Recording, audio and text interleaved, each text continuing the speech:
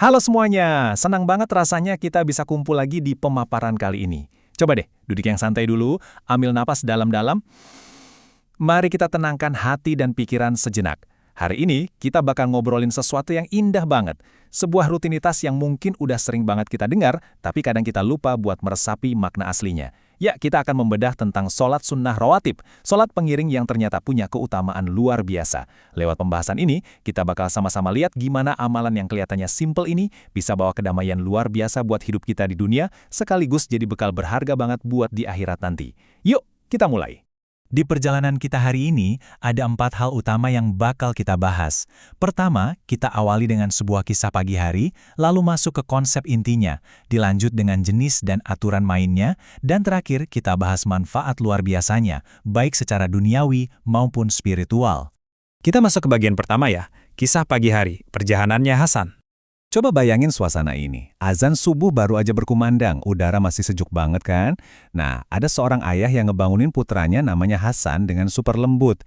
Dia ngajak Hasan jalan bareng menembus dinginnya pagi ke Masjid Al-Iman. Sampai di sana, Hasan perhatiin nih, ayahnya nggak langsung duduk diam, ayahnya langsung berdiri ngerjain sholat sunnah 2 rakaat sebelum sholat subuh berjamaah dimulai. Lihat pemandangan itu, Hasan langsung teringat sama pelajaran gurunya soal sholat sunnah rawatib sebelum subuh. Jadi tanpa ragu dia ikut sholat juga. Dan tahu nggak apa hasilnya? Begitu sholat subuhnya selesai, mereka berdua jalan pulang ke rumah dengan perasaan yang damai dan bahagia banget. Cerita ini sederhana banget ya, tapi benar-benar jadi cerminan indah gimana keimanan itu bisa hidup napak bumi dalam keseharian kita. Sekarang kita lanjut ke bagian kedua, konsep intinya nih, apa sih sebenarnya sholat rawatib itu? Jadi gini, sholat rawatib itu pada dasarnya adalah sholat sunnah yang kita kerjain tepat sebelum atau sesudah sholat fardu yang 5 waktu.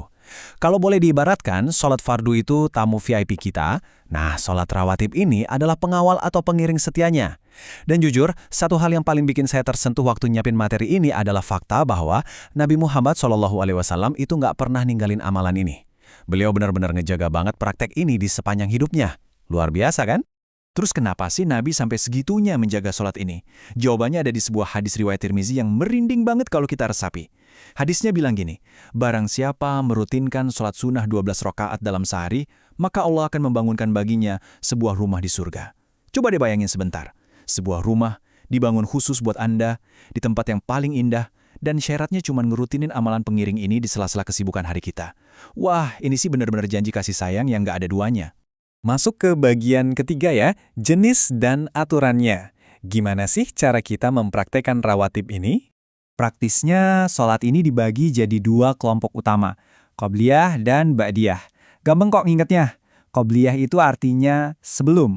Jadi ini sholat yang kita lakuin sebelum sholat fardu. Anggap aja ini semacam pemanasan spiritual gitu, biar hati kita benar-benar siap dan fokus sebelum menghadap Tuhan. Nah, kalau ba'diyah artinya sesudah. Ini sholat yang kita kerjain setelah sholat fardu. Jadi semacam momen penutup yang manis buat menyempurnakan ibadah utama kita tadi. Dari sekian banyak sholat rawatib, ada nih yang statusnya mu'akkadah, alias sangat-sangat dianjurkan. Ini pondasi utamanya. Rinciannya gampang banget dihafal. 2 rakaat sebelum subuh, 2 rakaat sebelum duhur, 2 rakaat sesudah duhur, 2 rakaat sesudah maghrib, dan 2 rakaat sesudah isya. Susunan ini tuh benar-benar rapih. Sengaja didesain buat membingkai hari-hari kita dari pagi sampai malam, biar kita terus nyambung sama ketenangan dari Yang Maha Kuasa. Dan ini kabar baiknya yang pastinya bikin lega.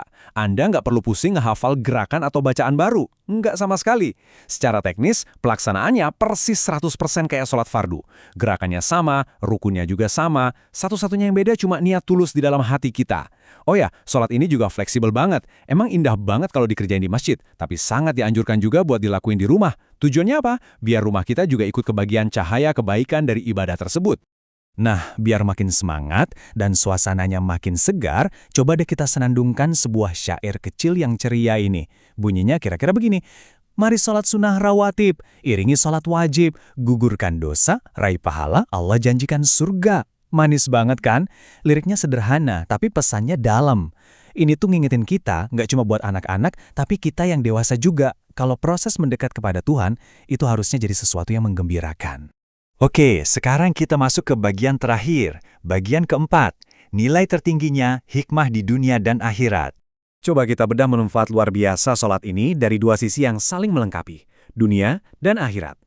Di dunia, rawatib ini tuh ngajarin kita soal kedisiplinan dan ketertiban. Waktu kita sengaja nyediain waktu ekstra buat sholat ini, secara nggak sadar kita lagi melatih manajemen waktu kita jadi jauh lebih rapih. Secara fisik, gerakan peregangan yang rutin ini juga bantu aliran darah kita jadi lebih lancar loh.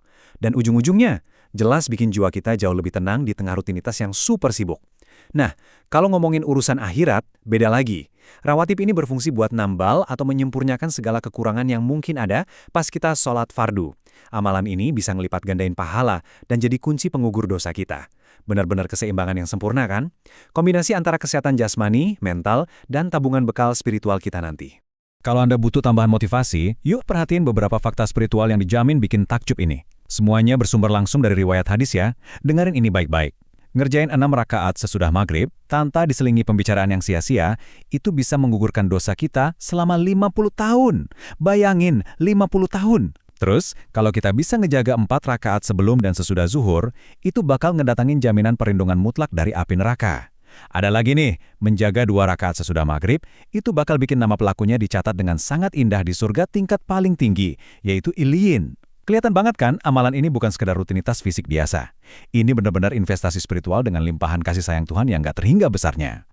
Sebagai penutup obrolan kita hari ini, saya mau ninggalin satu pertanyaan mendalam buat Anda renungkan. Kira-kira, di mana dan kapan nih Anda mau mulai merutinkan sholat rawatib biar bisa lebih dekat dengan Sang Pencipta? Tadi kita udah lihat sama-sama strukturnya, aturannya yang ternyata simpel dan memudahkan banget, serta janji kedamaian abadi yang ditawarkannya. Ilmunya sekarang udah mekar nih di genggaman Anda. Langkah selanjutnya tinggal satu, menjadikannya ritme yang menenangkan dalam hidup Anda sehari-hari. Makasih banyak ya udah nyimak pemaparan ini dengan sepenuh hati dari awal sampai akhir. Saya doain semoga hari Anda senantiasa dipenuhi dengan kedamaian dan ketentraman. Sampai ketemu lagi di topik menarik kita yang selanjutnya.